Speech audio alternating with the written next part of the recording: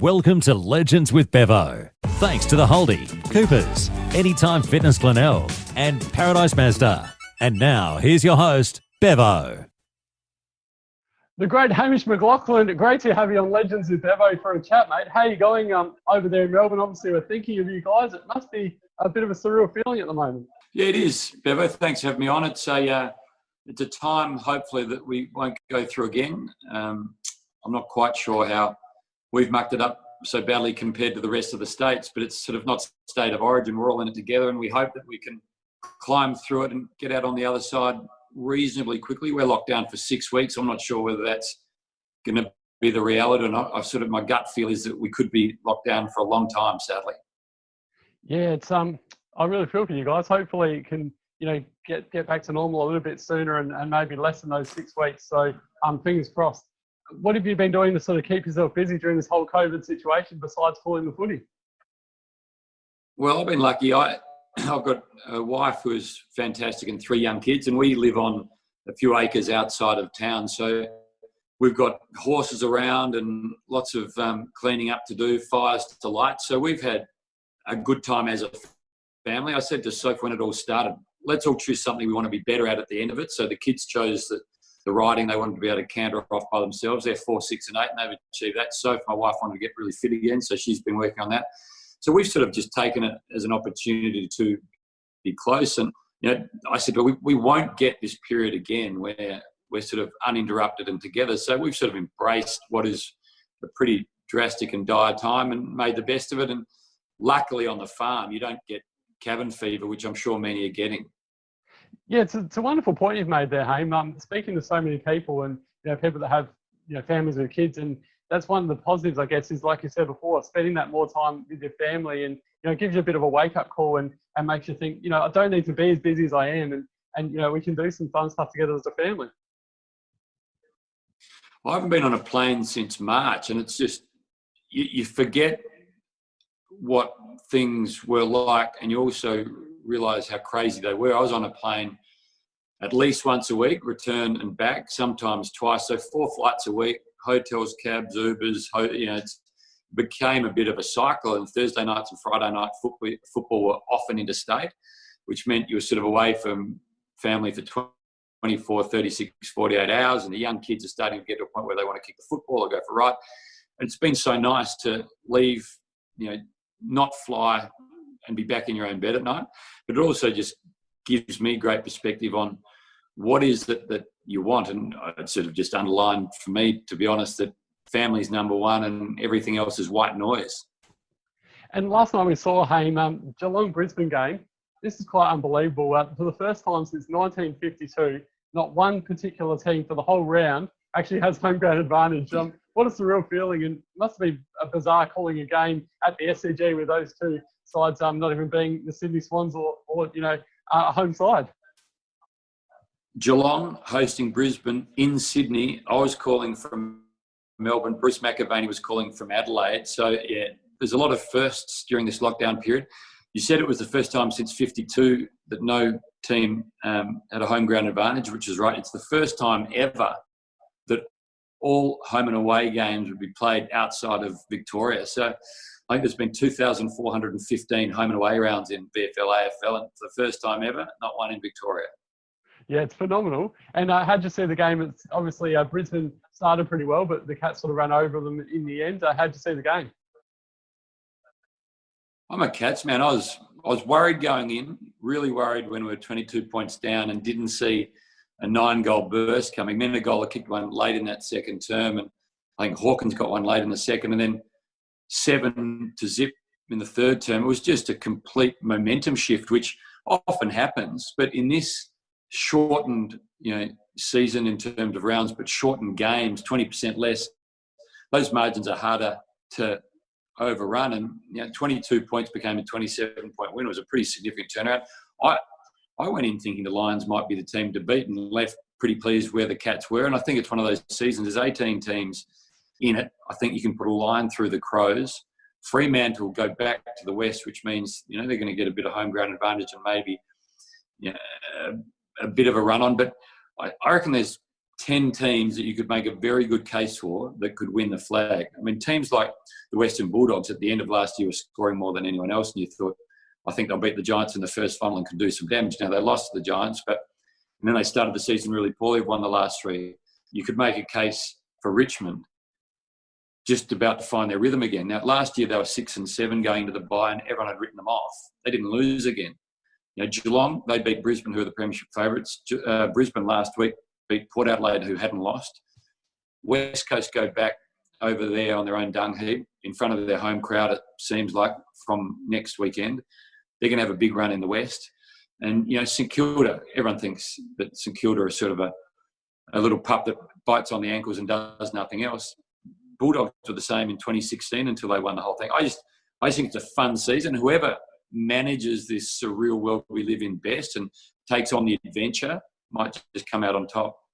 You know, it's funny you say that, Hame. I've been having arguments with Crow supporters, and I keep saying, because they keep saying, oh, this season doesn't count, you know, put an asterisk next to it and stuff like that. And I said, well, if your team was going as well as Port at the moment, I'm sure you wouldn't be saying that. So I personally think, not just because Port's going well, but I think, if anything, this season, you deserve it even more, like because of all the adversity that you have to go through.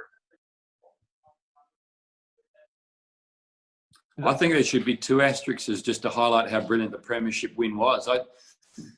You know, Port haven't seen South Australia for a while. Fremantle's been in Queensland. I'm not quite sure how you could diminish the win. All I would do is, you know, add a tick to how brilliant the win is. If your team is in the grand final and they win it, in 15 years' time, you'll be thinking how remarkable they were to get there. And the record books will say premiers forever. So if your team's not going well, there might be an asterisk. But if your team's in the hunt, this means as much as ever. Yeah, it's very, very exciting, that's for sure. And to have footy back and, you know, potentially every night of the week, maybe even Tuesdays and things like that. So, yeah, it's definitely great for a footy fan. Now, Hame, obviously your brother's been under the pump, and personally, I think he's done a wonderful job considering, you know, I've never seen this situation before. But have you had much of a chance to catch up with him lately, and how's he going? Well, I haven't seen him too much since March because everyone's sort of been locked down other than for a brief period. I think he's lost about 11 kilos, so he probably needed to lose at least that. He's looking leaner than he ever has just through stress. So it's not the right way to lose the weight, but he's lost a few kilos. The thing that, you know, I've said this to a few people, when you've got an issue in your own business or in your own life, not many people know about it, but the AFL is loved by so many, and so are the 18 clubs. I think 1 in 26 Australians are a member of an AFL club. You realise how much the game and the clubs mean, and that becomes a big responsibility to save it. I mean, there's a very real possibility that the game becomes financially crippled. Now, that's less likely now, given all the work they've done and given the season is underway, and it looks like a season of some description will play out. But when you're the man in charge of making sure those things don't happen, you have a lot of sleepless nights. And I think for a long period, he's doing sort of 19, 20, 21-hour days. That just wears you down. Yeah, I think he's handled it really, really well. And the hub situation, it's quite bizarre. We spoke about earlier, obviously, the teams playing all over the place. But what's your thoughts on it? And, you know, the idea of, you know, Port and the Crows playing in Queensland and these teams playing in Sydney and then obviously Perth in a few weeks' time. Yeah, what's your thoughts on the hub situation? Who do you think benefits from it? I don't think anyone really, because I think by the end of the season, everyone will have done time, you know, in foreign venues. I think the hubs are great, personally, because without the hubs, we have no season. Now, we all want the season to play out, and we're living in a time when so many crazy things are happening. It's a season where you've just got to be accepting, and if a hub is the worst case scenario, gee, we're lucky that the sport's being played at all. And without the hubs, the season wouldn't happen. Without the season happening, the broadcasters don't write out the check. And without the check being written out, the club itself and the league falls on its knees and, you know, maybe worse. So I'm triple ticks on the hubs. And wherever those hubs are, Queensland, Sydney, Western Australia, South Australia, Northern Territory, Tasmania, New Zealand, just make them work. Absolutely. And the grand final this year, there's talk of it. Obviously, it's most likely not going to be at the MCG. There's talk of it being played now. A lot of people are saying Sydney, but how good would it be to have it at the Adelaide Oval though, Hame, especially if Port's in it? Well, wherever it is, you'd love to see a crowd. I don't care where it is, as long as there is a grand final played, because that means we've got to the end of the season, the clubs and the AFL, sees it through as such. MCG's got a contract till 2057. My best guess is this is the year where the AFL and the MCC can say, do we really need to honour that? My best guess is the MCC would say no. Make it work for yourselves. If you move the game to Optus, for example, and there's 60,000 people at Optus and they're paying XYZ a ticket, call it $500, that's $30 million, plus all the corporate stuff around it. Sponsors get their contracts fulfilled. There's a monumental financial case to move it if it means people and commitments being met. If that's at the MCG and people, that's fabulous. If that's at Adelaide Oval with people, fabulous. I'd much prefer to see it moved with people than an empty MCG. Could not agree with you more. Well said. Now let's talk about your own journey, Hame, because you're an Adelaide boy, born and bred, like your brother Yep. Gil. How did you sort of end up in your amazing gig at Channel 7? Talk us through the journey. I grew up on a sheep farm in South Australia. My first job was shoveling sheep manure from underneath the wool shed, putting into Mum's empty chaff bags from her horses, putting it on Dad's truck and selling it to Mum's friends in Adelaide for $10 a bag. But while I was doing that, I just wanted to play either football for Nord in the SANFL, it was called there. It's been renamed the Sandful. And then if I couldn't do that, I wanted to play Davis Cup tennis for Australia. Neither of those things happened. And when I was going through university, I wanted to become involved in sport in some way, shape or form. And I ended up working for Craig Kelly, who's another South Australian in at that stage, a small business called Elite Sports Properties, which was managing athletes. And I headed up their sports and entertainment sports and entertainment division. So we would have golf days, golf tournaments, big lunches. We ran an Olympic project for Sydney, which was enormous, and then in Salt Lake City. And I used to run the events, and I used to hate paying an MC because I'm Scottish. So I'd just stand up and save the money in the budget and host a lot of things myself. And then one day, I think a guy from Channel 7 saw me hosting something, and he said, why don't you come and do a pilot with Channel 7? So I went and did that, and I read from an auto cue, and he said, you're not much good. I said, can I just tomorrow just do a panel, just having a conversation with a few people, and we'll see how we go. So I organised a few people, Grant Hackett, Dutchy Holland, I think it was, Andrew Thompson, Gil, maybe Nathan Buckley, and we just did a panel chat for 20 minutes. He said, okay, that works.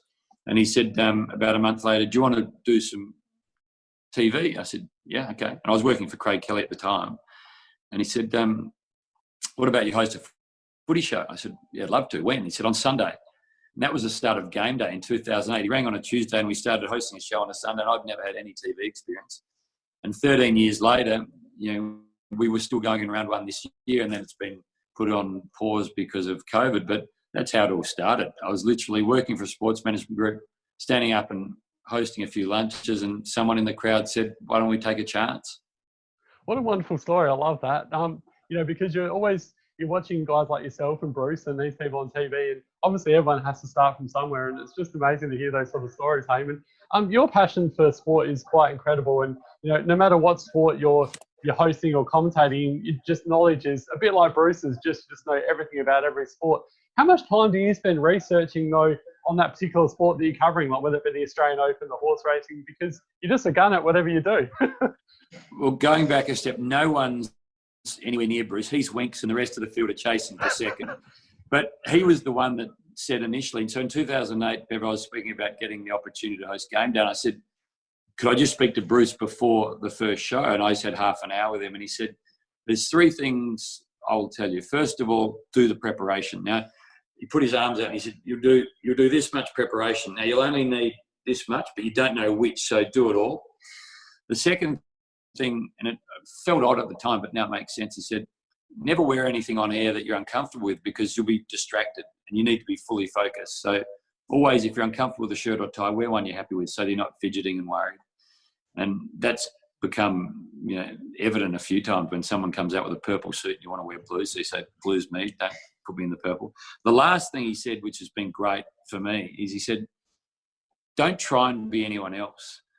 You'll be a very bad version of them. Be the best version of you can be. So that was all great advice, and that comes back to your preparation piece. So the preparation is really important, because on a Thursday night, you're not sure who you're going to be talking about.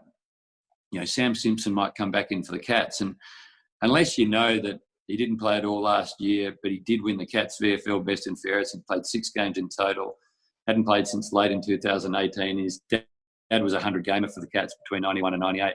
You really don't know much about him. So go and flick a few pages, find that out. So if he has a big night like he did last night, there's a few things to talk about. And you just don't want to be caught out on air with the world watching without enough to say. And you end up doing a lot of preparation, and hopefully that recall, you know, is there when you need it. But yeah, the preparation piece has been really important for me, and I don't feel like it's a task or arduous, because I love sport so much that when you're researching Winks and her sequence of wins, or Sam Simpson or Roger Federer or Rafa, it's all just a joy. Yeah, I totally share your passion, having sort of been involved with sport, you know, on radio before in the past, and TV as well. I wanted to ask you, obviously you've done some really interesting interviews over time. Hey, you started a show called Last Time I Cried, which is on the AFL website. I love it. How did this show sort of come about? And the interview I saw the other day with you and Dane Beams is just one of the best interviews I've ever seen, not just saying that because I'm talking to you. I just found it amazing. How did this sort of show come about, and what's been your experience of it so far? Bevo, I'm not quite sure when I thought of it as a concept, but it was something I'd always wanted to do, just allow people to talk about largely their vulnerabilities, but also wonderful moments in their life. You know, Koch was speaking about the joy of childbirth in one of them, and, you know, how much he enjoyed that. And Lee Matthews spoke about, you know, final game and other bits and pieces. But I just wanted men to be able, you know, not just men. We're keen to, I've asked Daisy Pearce on a few times, but she's so busy, she hasn't got there yet. But I just wanted it to be a blank canvas for a conversation to start that has very few boundary lines. And I went and was asked by Anita Frawley to host Spud's funeral last year. And when I was standing up on the stage looking out, there were about 1,000 people in the Moorabbin Town Hall, largely men with their partners, and all were crying. And I was driving home that night thinking, I haven't seen that for a long time. And it was so refreshing. And I said to my wife, Soph, people cry a lot. They often hide it. You know, I've been thinking maybe it's as simple as just a show that when was the last time you cried? And if you've seen the show, that's my opening question, and we never really know where it goes. But I think it was around that funeral time in September of Spuds where I thought maybe. So I made a couple of phone calls, and I said to Channel 7, do you want to do it? And they were really keen. And a few things changed at 7, which meant it couldn't happen. So I rang Sarah Wise at the AFL, and she's head of AFL media, and I said, do you think this is a concept that could work? She said, I don't think you'll be able to get people to talk. I said, let's do a pilot and see what happens. And we did that. We did it with Trent Cotchin and Alex Johnson, who are mates of mine, and I told my story. And she said, wow, that's really powerful. Let's see how it goes. And, you know, we said, let's see if we can get a sponsor. So we did the pilot, sent it off to a guy called Damien Moo, who is the CEO of AIA, and he's really big on making a healthier, happier Australia. He's a life insurer. He wants everyone to be living a great life, and he underwrote it, and we did a 9-episode series, and I think he's keen to go again, which is great. And, you know, who knows where it goes, but I'm really pleased that we've done it, because I'll get the order wrong, but I think the first was Campbell Brown speaking about his mum passing away, and he hadn't really cried too much. And then Tom Boyd on depression and giving the game away and finding a happier way to live, and Alex Johnson on all the knee reconstructions, Koch on childbirth, and what else have we done? Lee Matthews talking about what got him, and he wasn't sure why in the year that his mum died. Gilbert McAdam, who hasn't been released as yet. And Paddy Dangerfield spoke about Phil Walsh and how that affected him. So I like people. I like having conversations, and it was just a nice way to have a different conversation. And luckily, it's gone really well and it's resonated. Yeah, the Dane Beams one I saw the other day, you held it together really well, because obviously, you know, it's such an emotional thing, like Dane talking about his dad, and you were trying to hold back tears yourself, Hame.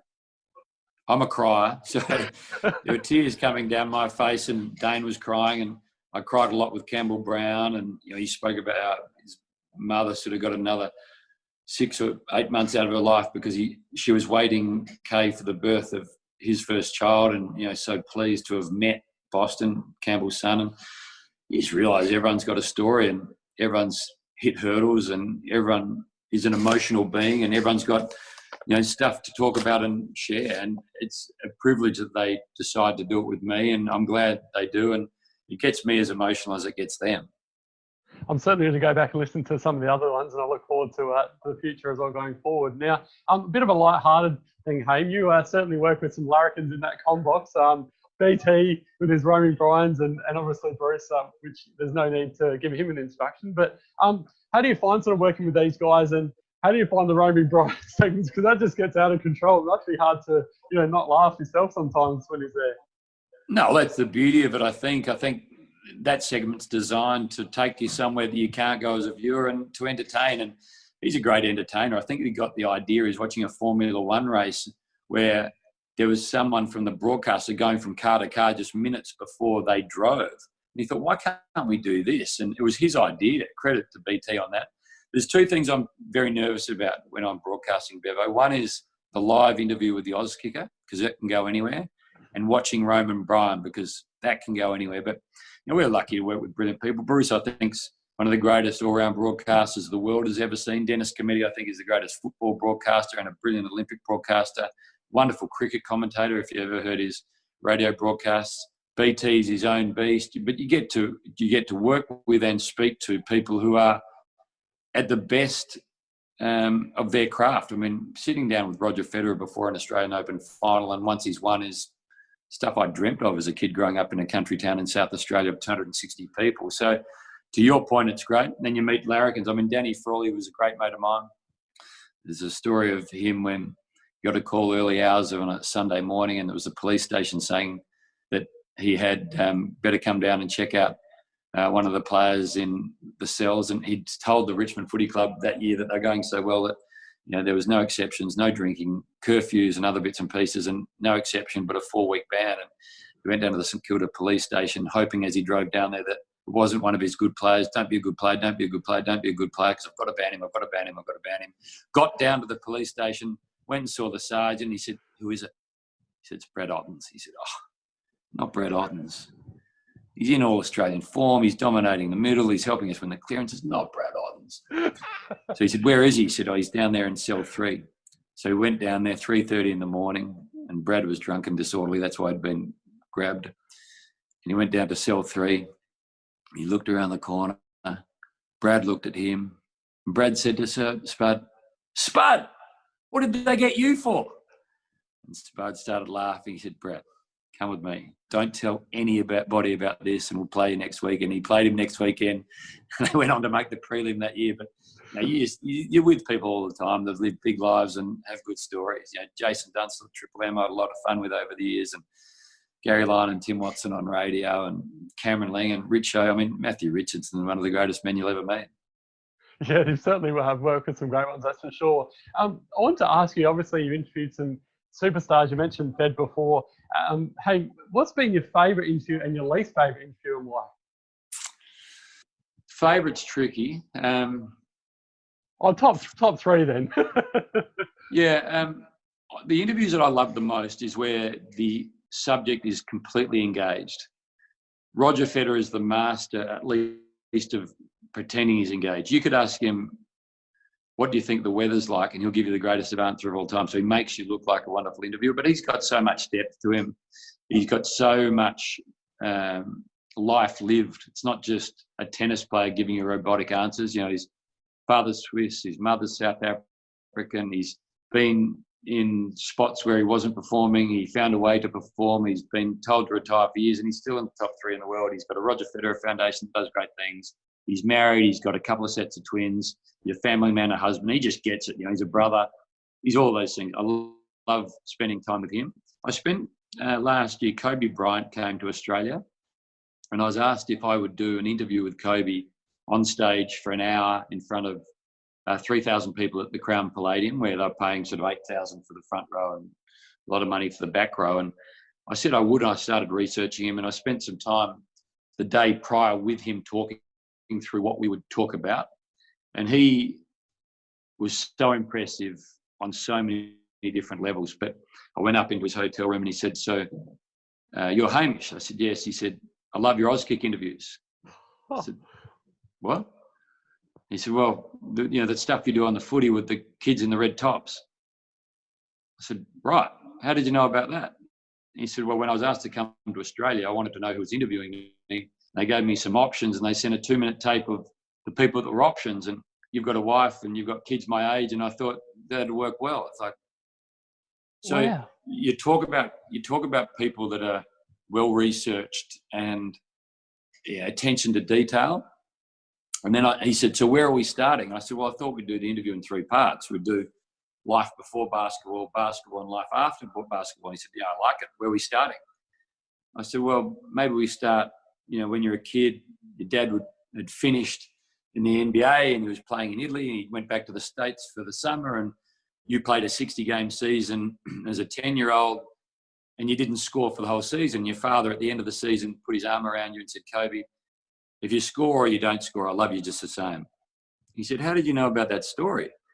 Well, so I made some phone calls, and he said, "I'll give you everything I've got." I said, "Why is that?" And he said, "Because you've obviously done the work, and I respect people who've done the work." And he on stage was just, he had such an aura about him. There's 2 things that I love when I'm interviewing.